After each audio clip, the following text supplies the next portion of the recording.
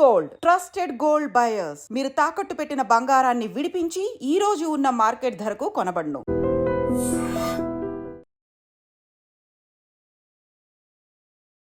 Hi guys, welcome to iDream. నేను మీ చాణక్య. పహల్గామ్ లోయలో జరిగిన ఆ మారణకాండ తర్వాత మన ఇండియన్ ఎంబసీ అయినా కానీ లేకపోతే మంత్రివర్గం ప్రతి ఒక్కరి దగ్గర నుంచి కూడా వస్తున్న యాక్షన్ చాలా వైలెంట్గా ఉంటుంది. మెయిన్గా మన కేంద్ర ప్రభుత్వం తీసుకున్న యాక్షన్స్ కొన్ని ఒకసారి అబ్జర్వ్ చేసుకుంటుంటే పాకిస్తాన్కి సంబంధించిన పౌరులు ఎవరైనా కానీ ఇండియాలో ఎవరైనా ఉన్నారంటే వాళ్ళని మాత్రం తిరిగి పంపించేయాలి. అది కూడా ఒక డెడ్ లైన్ పెట్టి పంపించే ప్రక్రియ అనేది కూడా స్టార్ట్ చేశారు. మరి ఈ ప్రక్రియ అనేది కూడా కొనసాగుతుంది. ఒకవేళ ఎవరైనా కానీ మరి అనుమతులు లేకుండా ఉండిపోవాలని చూసినా లేకపోతే తప్పించుకొని తిరగాలని చూసినా ఇక్కడ ఉన్న వాళ్ళు ఎవరైనా ఉన్నారంటే మరి వాళ్ళ మీద చర్యలు అనేది ఎలా ఉంటాయి, అంతమందిని ఎలా పంపిస్తారు అనే దాని గురించి ఈరోజు మన విశ్లేషణ అనేది కూడా కొనసాగుతుంది. దాని గురించి చెప్పడానికి కూడా హైకోర్టు న్యాయవాది నాగూర్ బాబు గారు ఇప్పుడు మనతో పాటున్నారు. మరి సార్ని అడిగి తెలుసుకున్నాం. Hi sir. నమస్తే సార్. నమస్తే సార్. మన ఇండియా మీద పాకిస్తాన్ చేస్తున్న ప్రతి ఒక్కసారి దాడి కూడా అది కూడా దొంగ దెబ్బ అనేది తీస్తూ ఉంటుంది. దానికి రిటర్న్లో మన ఇండియన్ టీం అయినా కానీ సో ప్రభుత్వం దగ్గర నుంచి చాలా స్ట్రాంగ్గా వాళ్ళకి యాక్షన్ ఇస్తున్నా కానీ ప్రతిసారి ఇలాంటి జరుగుతున్నాయి. కానీ ఈసారి మాత్రం కొంచెం డిఫరెంట్ స్టైల్లో వెళ్తున్నట్టు కూడా అనిపిస్తుంది. సో ఎలా చూడొచ్చు మనం దీన్ని? యాక్చువల్గా బీజేపీ గవర్నమెంట్ ఫామ్ అయిన తర్వాత ప్రీవియస్గా మనం ఒకసారి చూసుకున్నాం.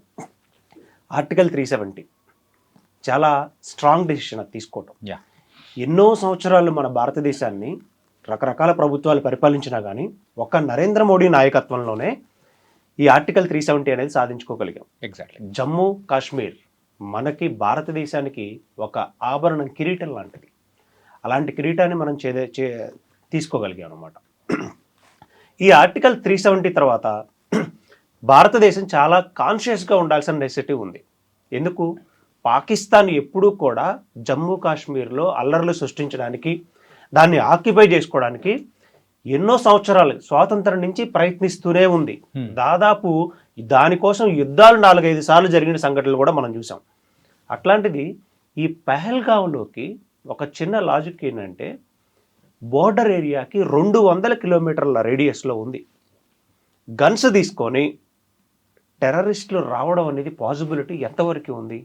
కొంత వైఫల్యం ఉంది కదా. సెక్యూరిటీ వైఫల్యం అనేది కొంత కనిపిస్తూ ఉంది జనరల్గా. అంటే ఇంకా జమ్మూ కాశ్మీర్లో పాకిస్తాన్కి సపోర్ట్ చేసే వాళ్ళు ఎవరైనా ఉన్నారా అనేది మనం ఒక కోణంలో ఆలోచించాల్సిన నెసెసిటీ ఉంది. అది ఒకసారి మనం చూస్తే జమ్మూ కాశ్మీర్లో ఇప్పుడు ఉన్నటువంటి దాడి జరిగిన ఏరియాకి అక్కడ ఉన్నటువంటి ఏరియాకి 200 రేడియస్లో గన్ తీసుకొని తీవ్రవాదులు వచ్చే అవకాశం ఉందా?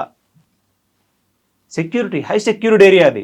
నార్మల్గా విజిటర్స్ మనం వెళ్ళాలన్నా కానీ మన అక్కడున్న ఆర్మీ వాళ్ళు ప్రాపర్గా చెక్ చేసి మన బ్యాగ్స్ని కూడా చెక్ చేసి ఆ ఏరియాకి పంపిస్తారు. కానీ 200 కిలోమీటర్లు పహల్గావ్ అంటే పాకిస్తాన్ బోర్డర్ని క్రాస్ చేసి ఇక్కడికి రావడం, గన్ తీసుకొని రావడం అనేది జరిగే పని కాదు. వాళ్ళు రిక్కీగా ముందుగానే ఇక్కడికి వచ్చున్నారు. ఇక్కడ ఉన్నటువంటి తీవ్రవాద సంస్థలకు సపోర్ట్ చేసినటువంటి కొంత సంస్థలు కానీ వ్యక్తులు కానీ వాళ్ళకి గన్ సప్లై చేసి ఉండాలి. దాడి జరిగింది, దాన్ని భారతదేశం మొత్తం ఖండించాం, ప్రపంచ దేశాలు కూడా ఖండించినాయి. దానికి భారతదేశం చాలా దిగ్భ్రాంతి చెందింది. దీన్ని పక్కన పెడదాం.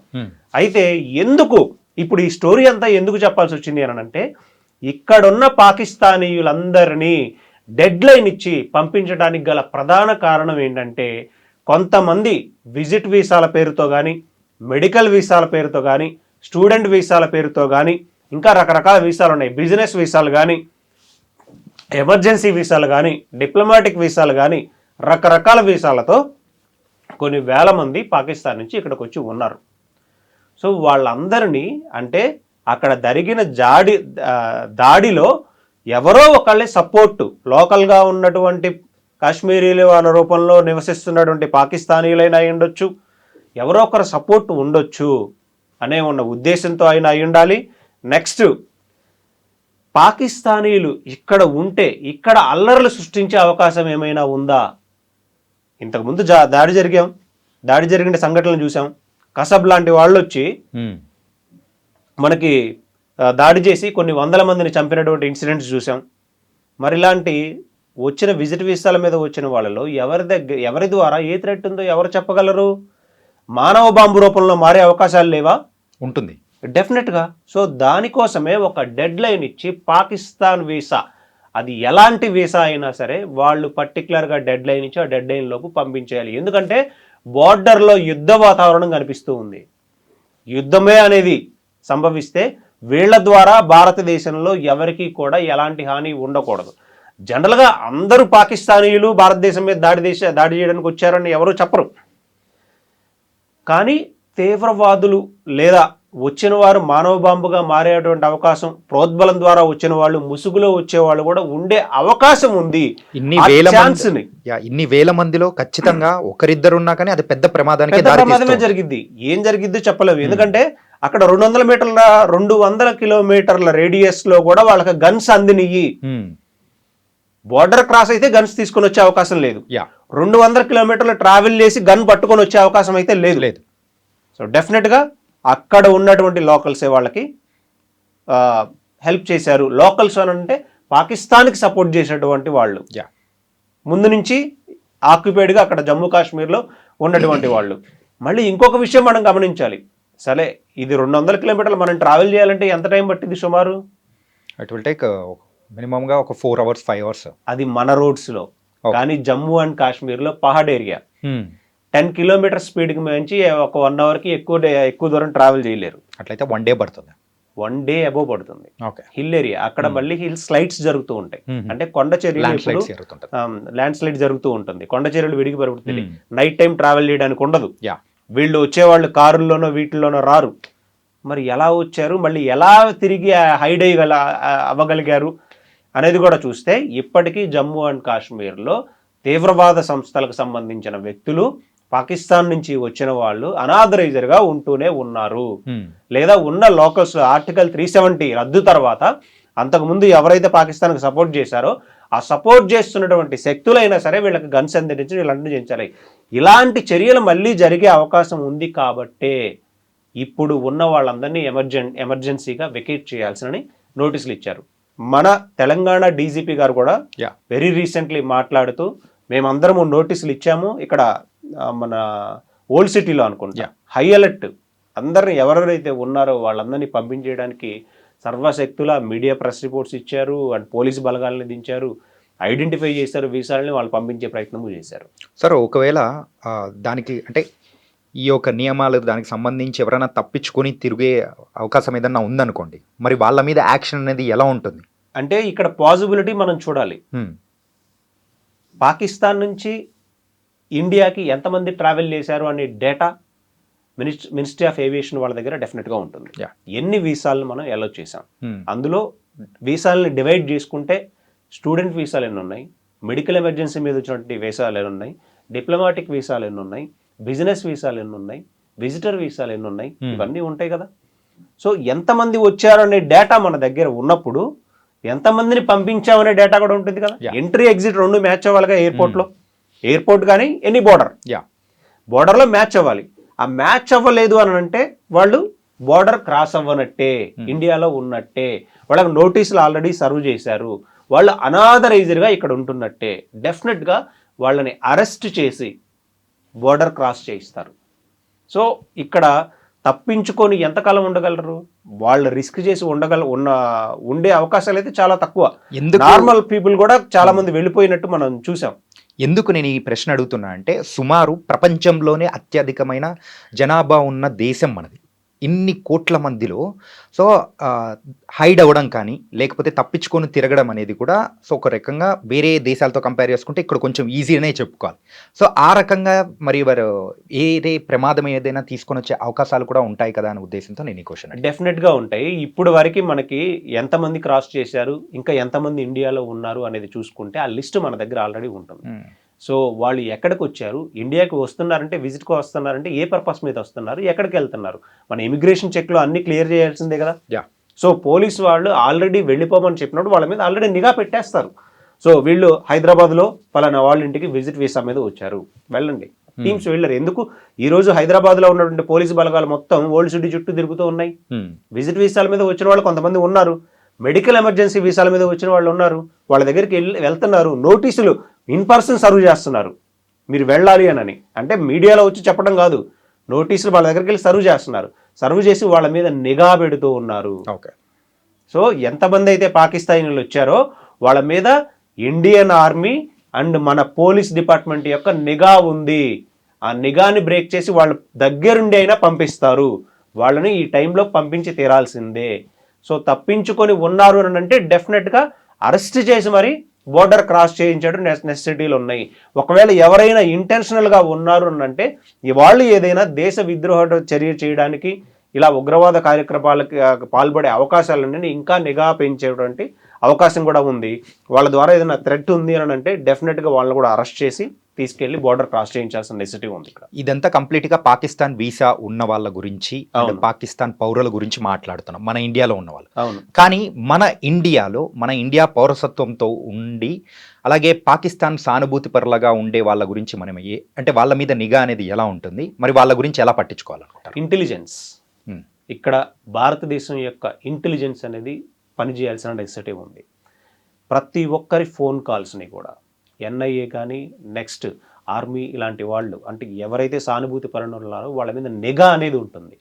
ఇంటెలిజెన్స్ వాళ్ళు ఆ ఫోన్ కాల్స్ని, ఆ జియో ట్యాగింగ్స్ని పాకిస్తాన్కి లేదా జమ్మూ కాశ్మీరు పాకిస్తాన్లో ఉన్నటువంటి ఫోన్ కాల్స్ ఎవరెవరు మాట్లాడుతూ ఉన్నారు ఫ్రీక్వెంట్గా అనే నిఘా ఎప్పుడు కూడా ఆర్మీ చేస్తూనే ఉంటుంది. ఎన్ఐఏ లాంటి ఇన్వెస్టిగేషన్ ఏజెన్సీస్ చేస్తూనే ఉంటాయి. సో ఈ తీవ్రవాద సంస్థలతో కూడా వాళ్ళ నెంబర్ డేటా కానీ ఇవన్నీ ఉంటాయి అన్నమాట. అలాంటి వాళ్ళతో ఎవరు కాంటాక్ట్లో ఉన్నారు అండ్ ఇంకొకటి ఉంది, ఇంటర్నెట్లో పాకిస్తాన్ టెర్రరిస్ట్ ఆర్గనైజేషన్స్ గురించి ఎవరు ఎక్కువ సెర్చ్ చేస్తున్నారు అనే డేటా కూడా ఉంటుంది.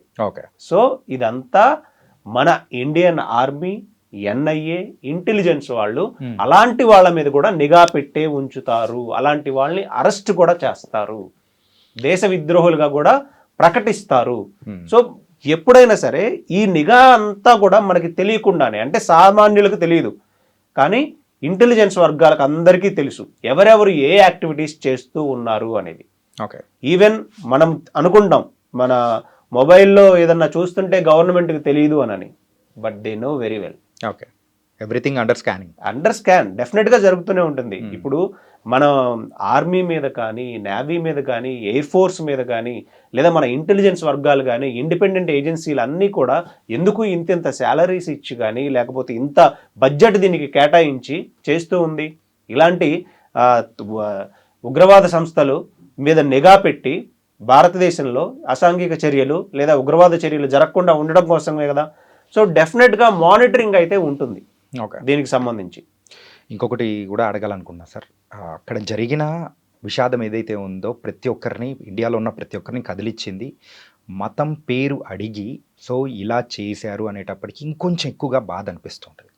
ఇంకా ఏంటంటే ఇంటర్నెట్లో ఈ మధ్య చూస్తూ ఉంటే పాకిస్తాన్ జెండాని తీసుకొని రోడ్ల మీద అతికించడము, సో దాని మీద అంటే ఆ ద్వేషాన్ని వెళ్ళగక్కుతూ ఉన్నారు చాలామంది. ఇట్లాంటి రీల్స్ అనేది కూడా చూస్తూ ఉంటే దాన్ని అపోజ్ చేస్తూ కూడా కొంతమంది తీసి దాన్ని అంటే ఆ దేశానికి సపోర్ట్ చేస్తూ ఉన్న అవి కూడా మనం చూస్తూ ఉన్నాం.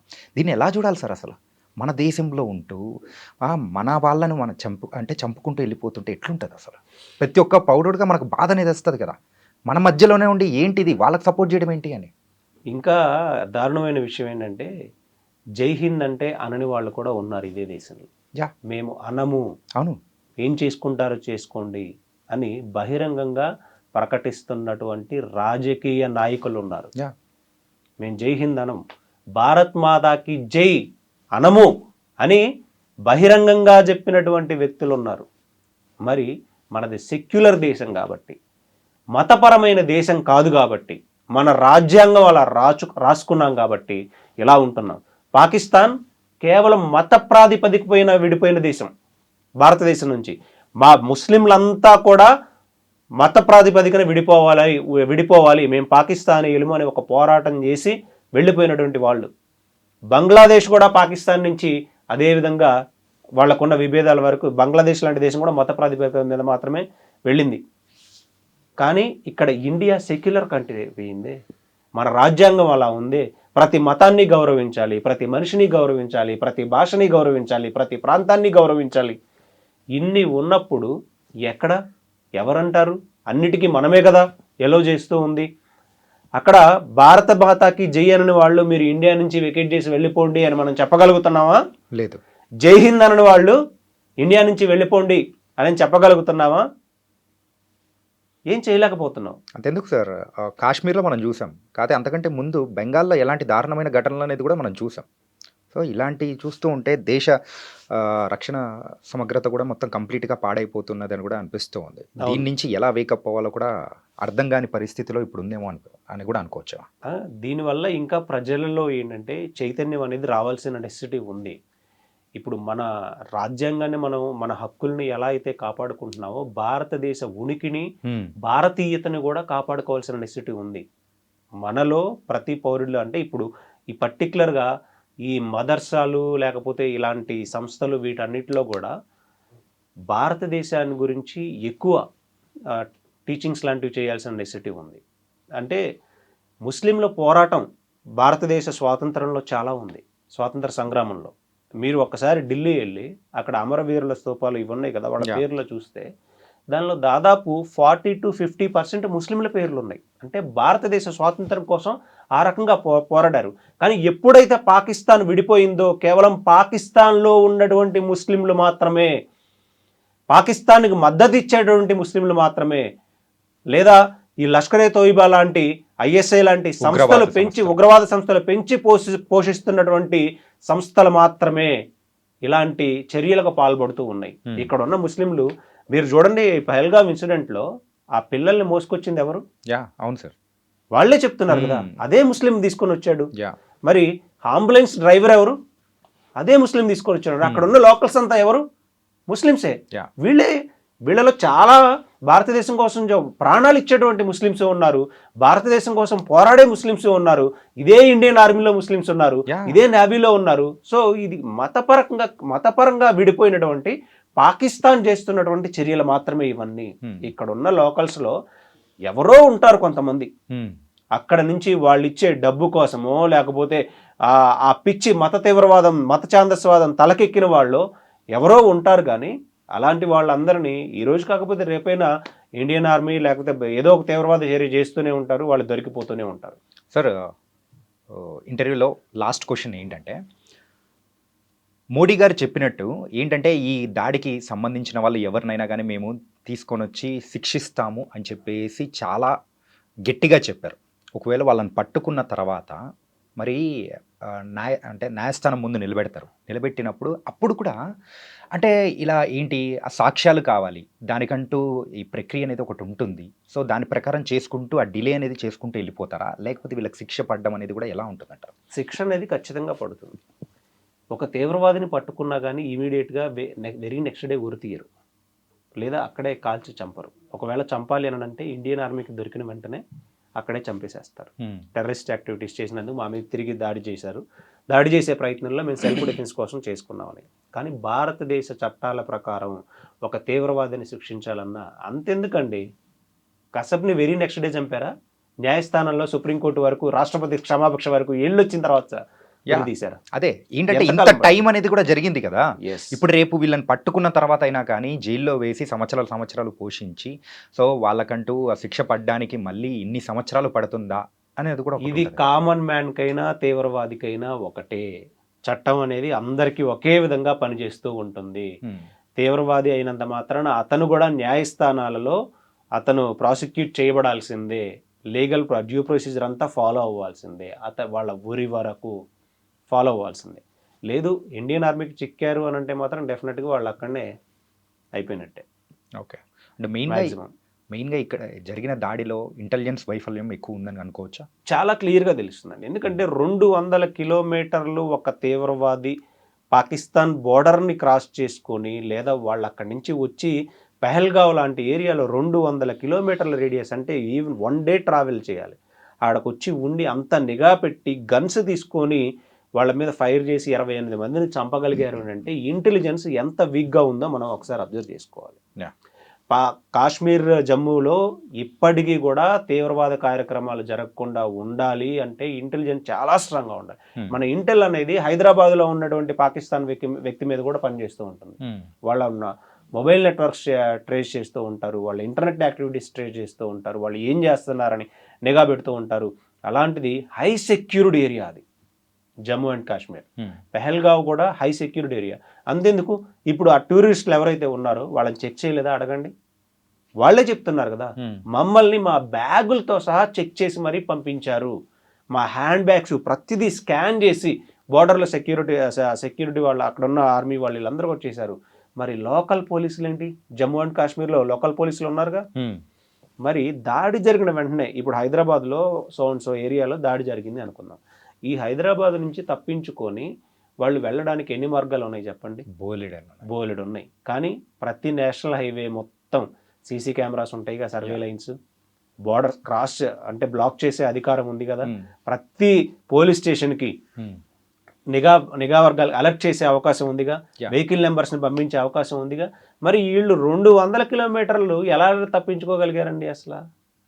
కొంచెం దీని గురించి లోకల్ పీపుల్ కానీ లేక లోకల్ పోలీస్ కానీ లోకల్ ఉన్నటువంటి తీవ్రవాద సంస్థలకు సపోర్ట్ చేసేటువంటి వ్యక్తుల సహాయం అనేది డెఫినెట్గా ఉంది. వాటిని ఐడెంటిఫై చేయాలి, వాళ్ళని చల్లా చెదరు చేసి ముందు దేశం వదిలిపెట్టి తరిమి కొట్టాలి, లేదా అవసరమైతే ముందు వాళ్ళను చంపాలి.